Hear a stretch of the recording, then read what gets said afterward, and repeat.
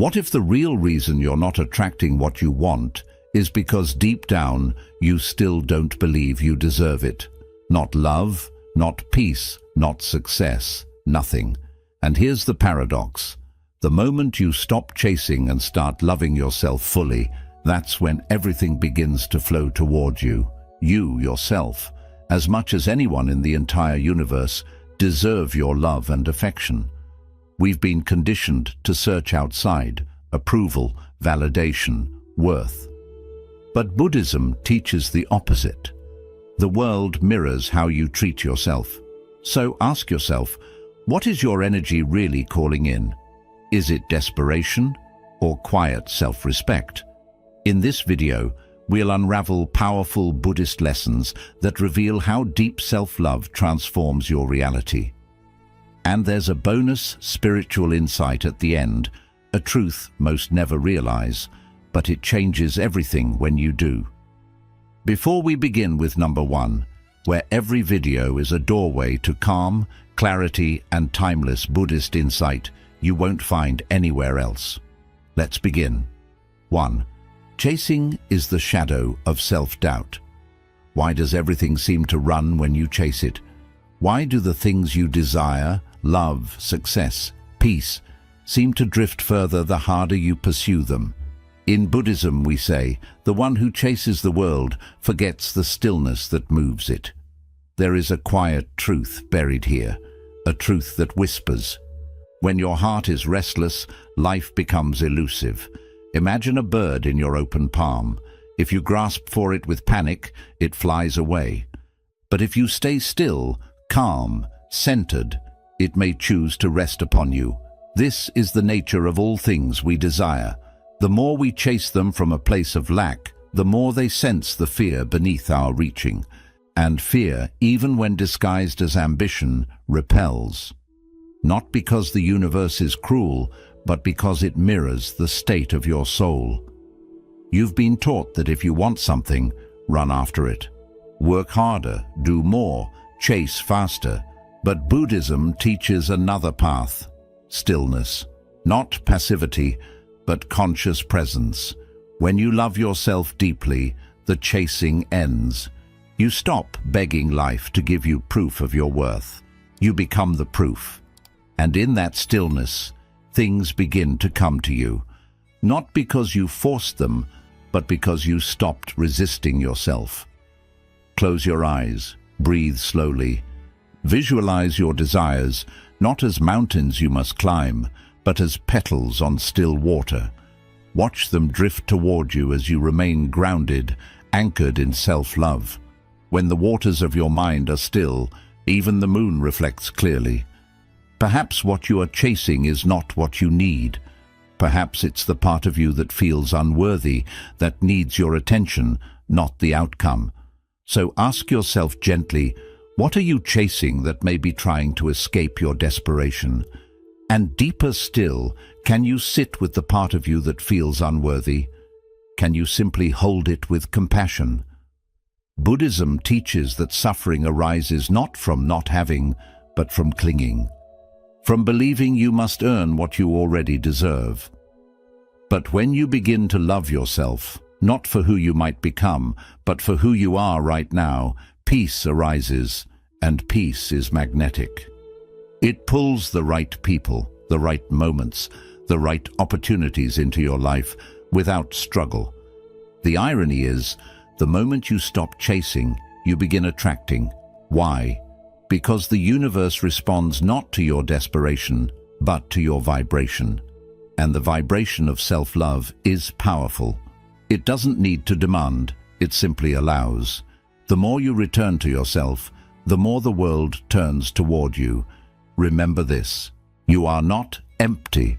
You are the space everything is trying to enter. When you love yourself enough, the world no longer needs to fill your void. It begins to meet your fullness. We'd love to hear your thoughts. If you're not sure what to say, just type, "My self-worth attracts more." Wholeness attracts, wounds repel. What if the world never gives you what you long for, but always gives you what you deeply believe you deserve? not in punishment, but in reflection. In Buddhism, we do not chase outcomes, we study causes. And the truest cause of what you attract is the energy you carry within. There is a quiet law at work. Wholeness attracts, wounds repel. Not because you are broken, but because unhealed energy distorts what you call in. Imagine a bowl with cracks. You can pour water into it endlessly, but the fullness never lasts. The water leaks through the fractures. Now imagine the soul. You can gather people, possessions, even praise. But if your self-belief is fractured, the joy seeps out. You may ask, why do I keep attracting the same kind of hurt, the same emptiness wearing new faces, the same silence after so much effort? The answer is rarely outside.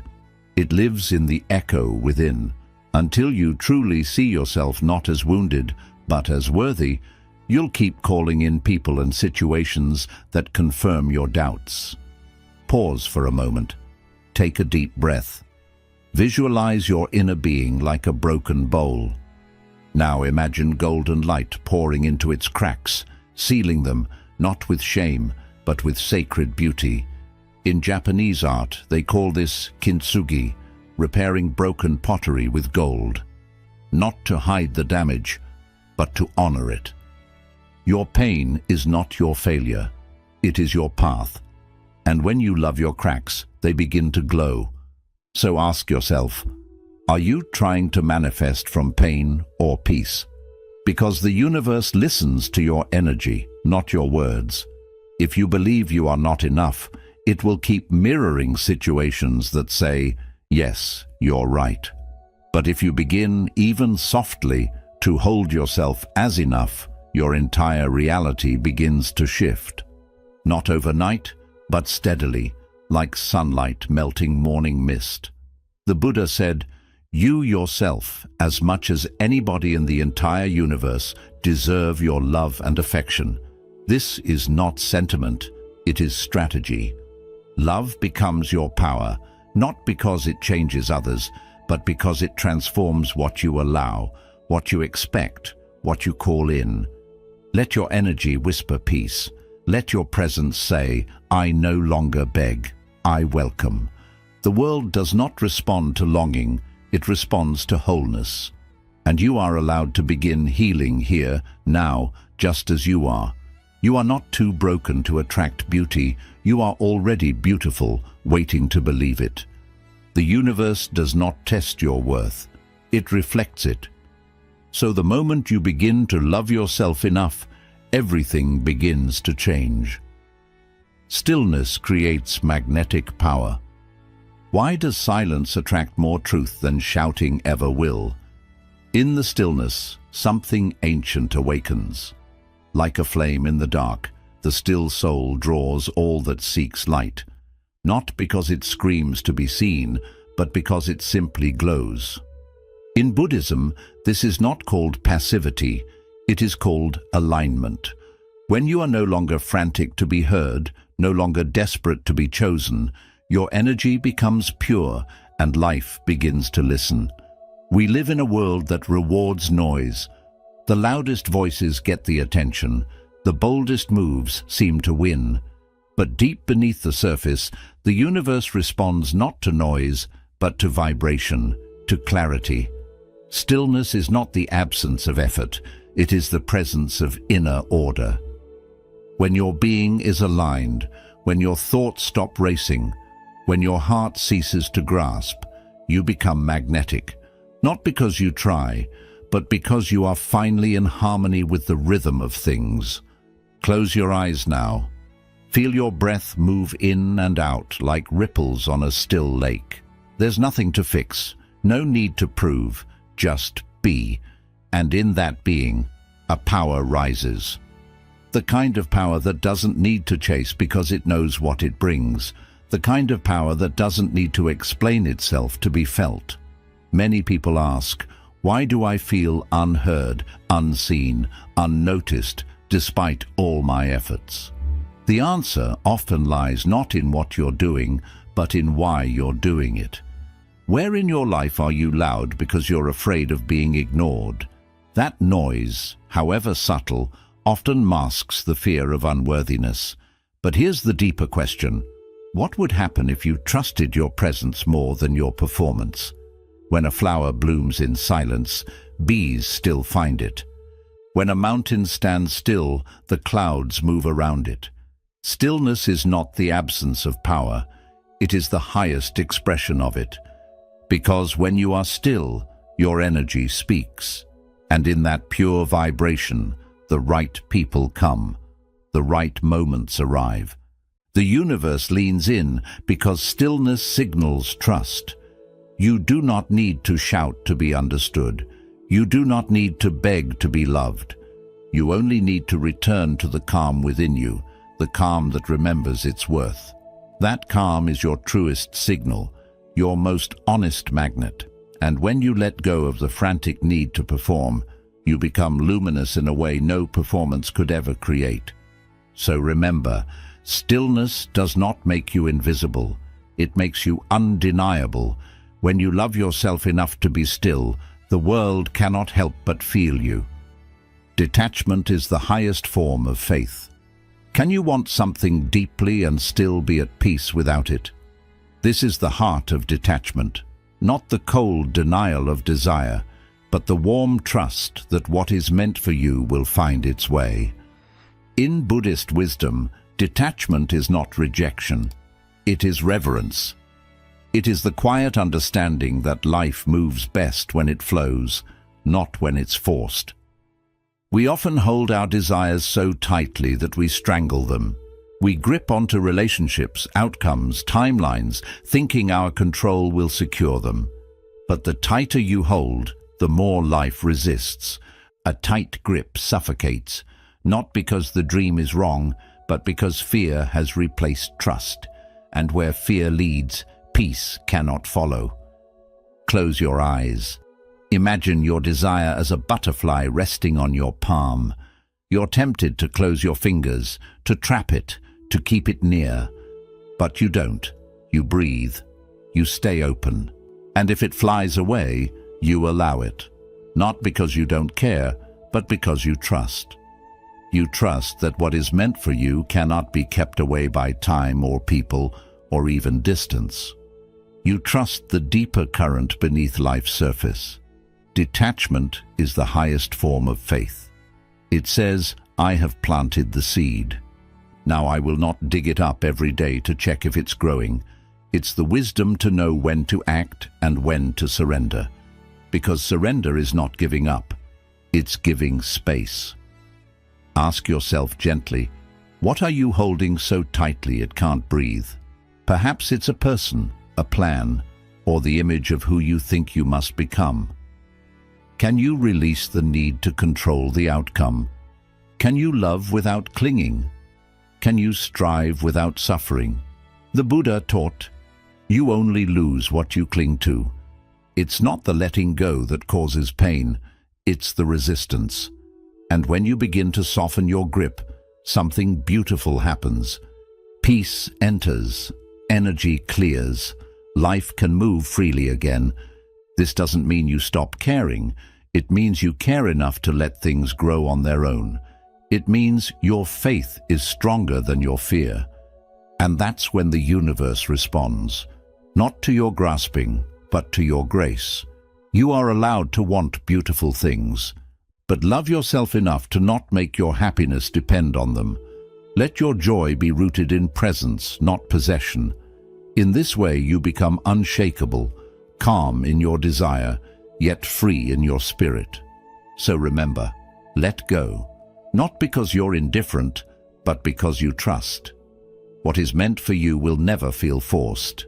And when you love yourself enough to release the need for control, life begins to unfold in ways even your best plans couldn't imagine.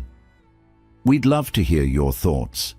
If you're not sure what to say, just type, "My self-worth attracts more."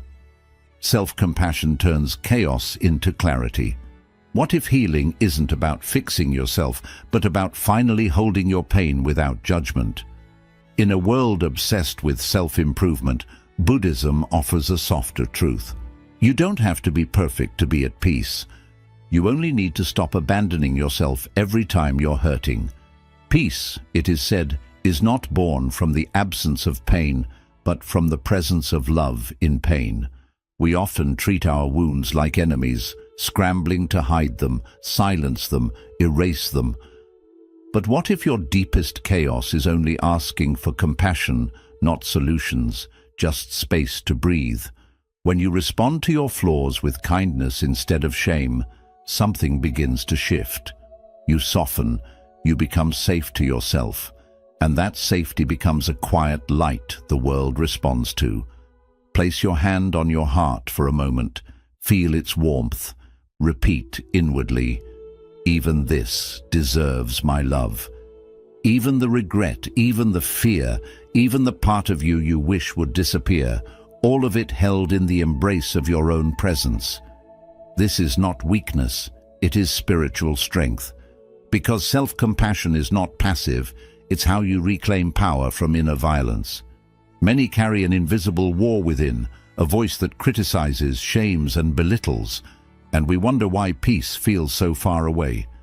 But the Buddha taught, hatred does not cease by hatred, but by love alone. That includes self-hatred. So ask yourself now, with honesty, where are you still bullying your inner child? Is it the voice that says you're never enough, or the one that punishes you for not being healed already? And then ask, what would change if you offered your pain understanding instead of rejection? Could you listen to your sadness instead of silencing it? Could you let your mistakes rest without naming them your identity? Healing begins in this gentle shift from fixing to holding, from punishing to listening. When you treat yourself with the same compassion you offer others, your energy softens, your vibration rises. And that is when life begins to respond differently. Not because your circumstances changed, but because you did.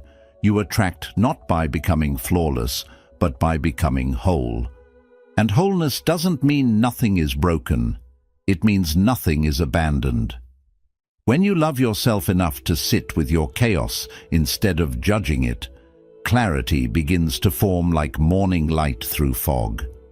So remember this, you are not too much, you are not too late. You are not broken beyond repair. You are simply waiting to be held in your own arms with your own heart. And when you learn to love even this, the world learns to love you back. The universe reflects your inner dialogue. What if every relationship in your life is simply a mirror reflecting how you speak to yourself when no one is listening? In Buddhist understanding, the world is not separate from your mind.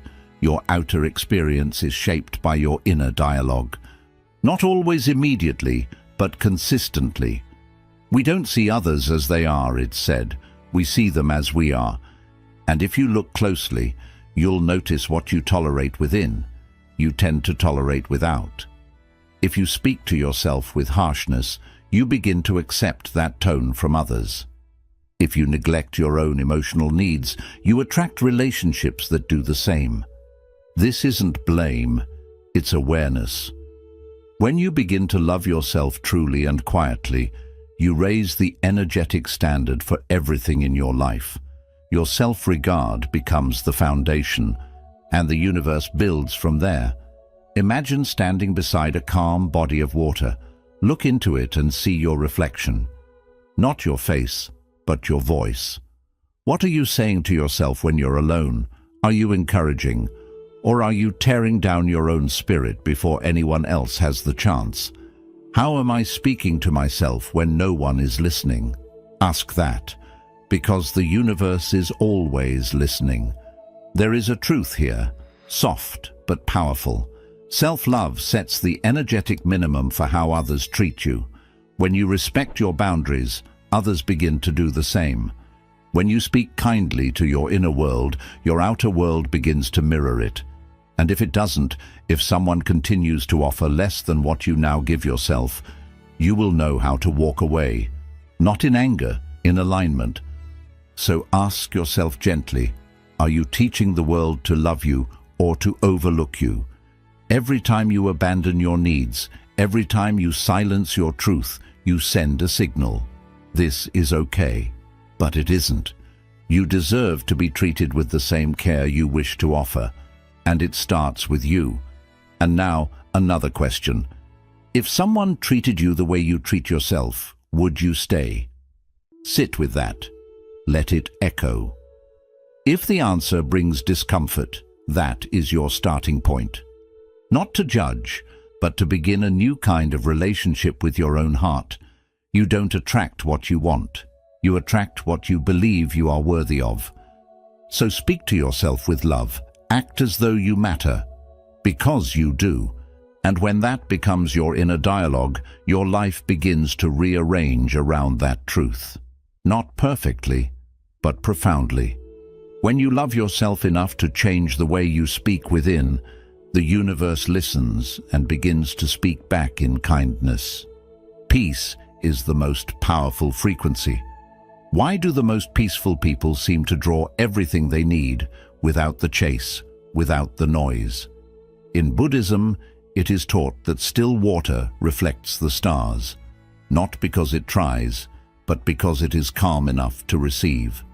Peace is not a luxury, it is a powerful frequency, one that signals to life itself. I am ready, not because I control, but because I trust. Inner peace creates space, and in space, things arrive. When your heart is no longer crowded with fear, attachment, or restlessness, there is room for what you truly desire to enter. Not rushed, not forced, but invited. Peace becomes the gate through which all blessings flow, not because you chase them, but because you are aligned with their arrival. Take a breath. Imagine yourself sitting in a quiet forest, the air still, the wind gentle. You are not striving. You are not proving. You are simply being. What comes to you in this silence? Perhaps an idea, perhaps a memory, or maybe a deep knowing that you are already enough. In that awareness, you become a magnet, not for everything, but for what truly belongs. Yet many avoid this peace, not because they don't want it, but because it reveals too much. Noise becomes a shield. We fill our lives with distractions, urgency, and chaos, not always to achieve, but to avoid. Are you filling your life with noise to avoid your own stillness? Stillness, after all, reflects everything, and sometimes what we see in that reflection is uncomfortable. But only when we see it can we soften it. The most peaceful people are not untouched by pain. They are simply no longer ruled by it. Their strength comes from within, from having sat in silence with their fears and having made peace with them. That presence, that calm, it draws others. It draws opportunity. It draws abundance, not because it asks loudly, but because it stands quietly without resistance. So ask yourself with openness, what might life bring if you stopped demanding and started allowing? What if instead of pushing, you became spacious? What if instead of hustling, you rested in trust? Peace is not the absence of effort. It is the absence of struggle. It is the choice to let life come to you while you remain deeply rooted in your own being. You do not need to exhaust yourself to be worthy. You do not need to force what is meant for you. Love yourself enough to create peace within, and the world will begin to reflect it without. When your frequency is calm, your life begins to harmonize, not immediately, but inevitably. So remember, the still soul draws all that seeks light. In your calm, you become radiant. In your peace, you become powerful. Neediness is the enemy of receiving. Could your hunger for love be the very thing blocking its arrival? In Buddhism, we learn that clinging pushes away the very things we think we need, not because desire is wrong, but because desperation distorts our energy. What you cling to, you push away. Not with your hands, but with your fear, your self-abandonment, your belief that you are incomplete without it. The moment you believe you need something to be whole, you've already forgotten that you are, that forgetting creates a wall, and no matter how loudly you ask, the universe hears your lack more than your words. Neediness is not the same as longing. Longing can be soft, patient, open. Neediness is sharp. It says, if I don't have this, I am not enough. And that belief becomes a barrier, not a bridge. Close your eyes. Imagine a thick rope you've been gripping tightly. Perhaps a person, a goal, a version of yourself. Your hands are tired. Your heart is heavy. Now imagine letting go, not out of defeat, but out of trust. Feel the relief in your hands. Feel the space opening in your chest. That's what surrender feels like. Not giving up, but finally letting life breathe. We often confuse need with love, but true love does not beg. It does not plead. It invites. It welcomes, but never clings. So ask yourself, where does need disguise itself as desire in your life? Is it in the way you chase validation, the way you fear being alone, the way you shape yourself to be chosen? Ask deeper. Can you trust that what's meant for you won't require begging, that what truly belongs to you will never ask you to shrink to receive it? When you begin to believe that you are already whole, your energy shifts. You go from searching to radiating, and in that radiance, life begins to respond. Self-love dissolves need. It says, even if nothing arrives, I am still enough. And ironically, it is from that space, the space of sufficiency, that everything begins to flow. Not because you stopped caring, but because you stopped clinging. You made space. You aligned. Need is heavy. It repels. But presence is light. It attracts. When you remember your own completeness, your desires stop screaming. They become gentle whispers. And gentle whispers are heard more clearly by the universe. So breathe. Let go of the rope. Trust your wholeness. When you love yourself enough to no longer beg, you finally begin to receive. And in that quiet, dignified energy, everything you once chased begins to find its way to you, not as a test, but as a reflection. Become what you want to receive. Are you asking for something you're not yet giving to yourself? This is the quiet question that shifts everything. In the teachings of Buddhism, the outer world is never separate. It is a mirror, reflecting the truth of our being. We attract not what we want, but what we are. And so, if we wish to change what comes to us, we must first change what comes from us. If you want loyalty, ask yourself, am I loyal to my own needs, my boundaries, my truth? If you want peace, ask, do I feed my mind peace, or do I let it feast on anxiety and comparison? If you want abundance, ask, do I speak of lack? Do I live in fear of not enough? So often we call for light while clinging to the shadows we refuse to release. We pray for love while abandoning ourselves in silence. Imagine your future self, not someday far off, but the version of you who already lives in peace, love, and joy. Picture them, breathe with them. What do they think? What do they feel? What do they choose each day that you are still resisting? That version is not out of reach. It is already within you, waiting for you to rise to meet it. You say you want clarity, but still surround yourself with noise. You say you want to be seen, but hide your true self behind masks. You say you want deep love, but speak harshly to your own heart. In what ways are you betraying the very thing you say you want? Sit gently with that, not to judge, but to awaken.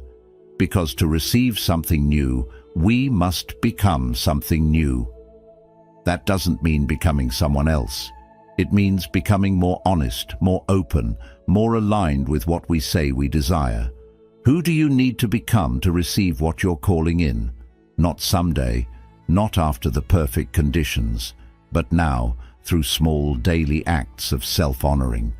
The universe listens more to your frequency than your words, and frequency is created by being, not wishing. When your being aligns with your vision, life starts to mirror it, slowly at first, then all at once.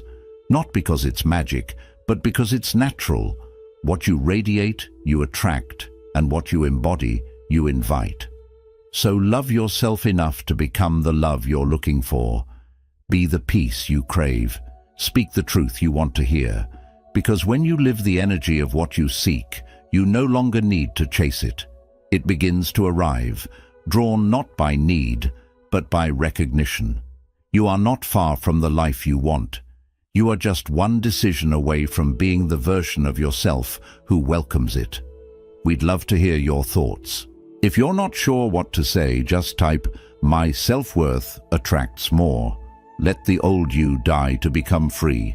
What identities must fall for the new to arrive? In the stillness of Buddhist reflection, we are reminded to be reborn.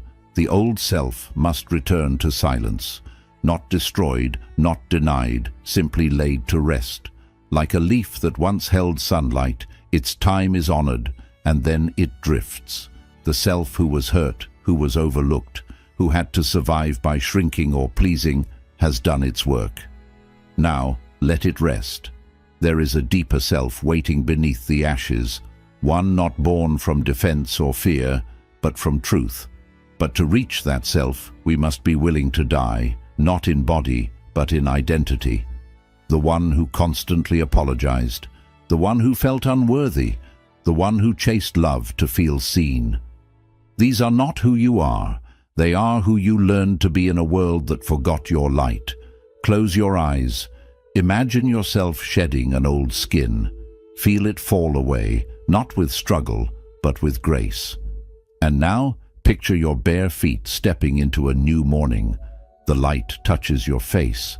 The air is soft. You feel no urgency, only a quiet remembering. You were never the pain. You were never the label. You were never the story. You are what remains when the story ends. So ask yourself with tenderness, what stories about yourself are you still clinging to? Are you still defining yourself by who left you, by what you failed, by how long it took you to heal? Those stories may have been true once, but you are allowed to outgrow them. The past is not a prison unless you carry the key in your own pocket. And then ask, who are you without the pain? Not empty, but vast. Not unfinished, but unfolding. This is where your power returns, not by clinging to who you were, but by meeting who you're becoming. You don't need to abandon your past. You only need to stop living through it. In Buddhism, death is never an end. It is a return, a cycle, a transformation. And this inner death, the letting go of false identities, is the most sacred kind.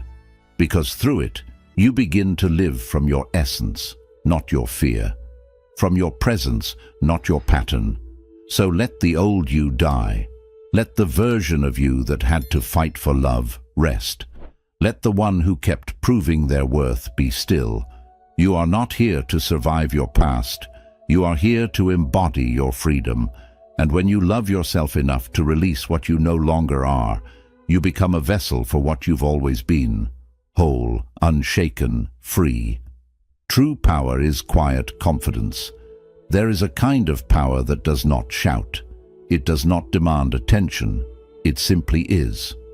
In the way the bamboo stands, quiet, flexible, unshaken, you can feel its strength, not from its volume, but from its depth.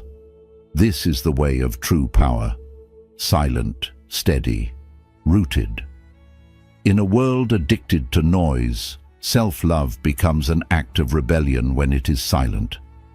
When it no longer needs to prove anything because it already knows its worth. You don't need to announce your value when you're anchored in it. You don't need to chase love when you are love.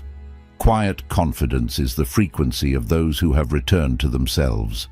It's the presence of someone who has nothing to prove and everything to offer. And this presence, it speaks louder than words ever could. So many people spend their lives performing worth, trying to earn it, trying to convince others to see it. But when you love yourself deeply, you stop performing and start embodying. You don't move through life looking for applause. You become the silence that commands the room, not with ego, but with essence. Close your eyes. Visualize yourself as a tree, tall, grounded, alive. Feel the wind brush against you. It bends you, but it does not break you. That is what inner strength feels like. Not rigidity, but rootedness.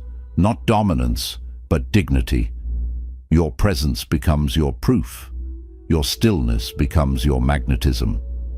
So I ask you now, where in your life are you still performing your worth? In your relationships, in your work, on social media? And what would happen if you stopped? If you simply allowed yourself to be enough as you are in this breath, without the performance? And here's the deeper question. Can you let your energy speak louder than your words? Can you trust that how you carry yourself matters more than what you say? Because people may forget your voice, but they will never forget how they felt in your presence. Buddhist wisdom reminds us the strongest people are often the quietest. Not because they are weak, but because they are complete. Their self-respect whispers where ego used to scream. Their compassion replaces control. Their silence becomes sacred. So breathe into your stillness. Stand in your quiet confidence. Let the world feel your worth without you ever needing to explain it. And remember this, releasing desperation creates space for blessings to come in. Become what you wish to receive. Your energy should align with your desires. If you want love, be love. If you seek abundance, live with that energy. You don't attract what you want, you attract what you already are inside. Let go of your old self to find true freedom. Your past roles, pain, and stories need to be released for real change to happen. The version of you that helped you survive isn't the one that leads your spiritual awakening. Freedom comes through letting go, not adding more. True strength is quiet. Real confidence doesn't shout. When you know your worth, you stop needing approval from outside. Silent confidence grows from inner balance, not from outer display. Love yourself the way the universe loves you. You are already enough, even with your imperfections. Self-love isn't something you have to earn, it's something you remember. The universe constantly reflects how sacred you already are. When you begin to love yourself fully, not just the bright parts, but also the ones you've hidden or judged, something powerful starts to shift. You stop chasing love, approval, or peace, because you become the source of all of it. The outside world no longer feels like a place to prove yourself. Instead, it becomes a mirror of your inner peace. This isn't self-centeredness, it's self-remembrance. It's the spiritual practice of returning to your true nature, untouched by fear, free from your past, and not reliant on outside approval. And from this inner knowing, you begin to attract gently, without force, through quiet resonance. When the mind is clear, joy follows like a shadow that never leaves. If this video brought you peace or stirred something within, give it a like. Share it with someone who needs to hear this. Comment below what self-love means to you. For more Buddhist insights on healing, peace, and inner growth. What's one simple way you'll show yourself unconditional love? Starting today. The deepest rivers make the least noise, but they carry the most power.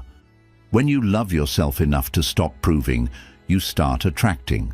Not because you demand attention, but because your energy is undeniable. And that is the way of true power. Bonus lesson: love yourself like the universe does. What if you are already loved by life exactly as you are? Not someday, not when you're healed, not when you've proven yourself, but now, in this very breath. In Buddhist wisdom, beneath all illusion, there exists something untouched by fear, shame, or imperfection. It is called Buddha nature. It is not earned. It is remembered. And it means this: you are not broken, you are becoming. We spend so much of our lives trying to make ourselves worthy. We chase success, approval, perfection, believing that one day, when we've finally fixed ourselves, then we will deserve peace. But what if there is nothing to fix? What if the healing is not about becoming better, but about becoming softer with what is already within you? Buddhism teaches that even in your darkest moment, your true nature remains untouched. Like the sun behind the clouds, it may be hidden, but it is never gone. When you start to love yourself through this lens, life stops being a problem to solve. It becomes a dance to join. You don't have to strive for belonging anymore. You realize you already belong. Close your eyes for a moment. Picture the whole universe bowing before you. Not because you're perfect, but because you're complete. The stars never ask you to earn your light. The trees never doubt your worth. Nature honors you simply because you are. Can you offer yourself that same kind of care? Ask yourself with kindness, can you give yourself the same respect you hope to get from others? The respect you want from the world, can you give it first to your own heart? When you look in the mirror, can you see not the flaws, but the light that's still shining? Can you stop waiting for permission to love the person you already are and go even deeper? What if you believed nothing was missing in you? How would you act? How would you speak to yourself? How would you live each day, not from a place of lack, but from quiet wholeness? When you love yourself like the universe does, you stop chasing things that only reflect emptiness. You begin to attract moments that honor your completeness. You no longer feel the need to be fixed, saved, or changed. You start to simply be glowing, present, enough. This is the kind of love that changes everything, not by force, but by remembering. Love yourself enough to bow to your own soul. Love yourself enough to stop apologizing for who you are. Because when you live in alignment with your true self, the universe doesn't push back. It welcomes you. It reflects you. It moves alongside you. And suddenly, everything you were waiting for begins to show up, not as a prize, but as recognition. Quick summary of the lessons. Chasing comes from self-doubt. The more you chase things, love, success, approval, the more you tell life that you don't feel worthy. Buddhist wisdom reminds us that inner stillness draws more than constant striving. Letting go of the need to chase allows life to come to you naturally. Wholeness can push away unhealed parts. Until you face and heal the wounds inside, the same cycles will keep repeating. Loving yourself means facing your pain with awareness, not avoiding it. What you believe about your value shapes what you allow into your life. Stillness holds a quiet, magnetic strength. In a noisy world, true power comes from inner calm. It connects you with clarity, presence, and steady intention. When your energy is calm and grounded, life responds to your vibration without resistance. Detachment is one of the purest forms of faith. Wanting something is human, but needing it creates pain.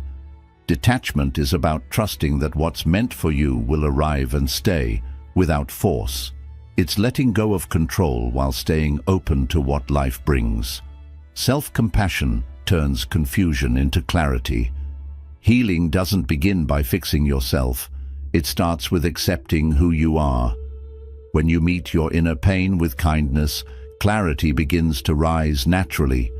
Self-love isn't selfish. It's about being emotionally honest and treating yourself with respect. The universe echoes the way you speak to yourself. The way you treat yourself teaches others how to treat you. Your inner voice shapes your outer world. Real change starts when you speak to yourself with the love you hope to receive from others. peace is the strongest vibration. Peace isn't weakness, it's real strength. When you stop forcing, rushing, or trying to prove yourself, your energy becomes magnetic. Inner peace helps you attract without effort. Neediness blocks receiving. When you believe you need something to feel complete, you unknowingly keep it away. Real receiving starts when you feel whole on your own.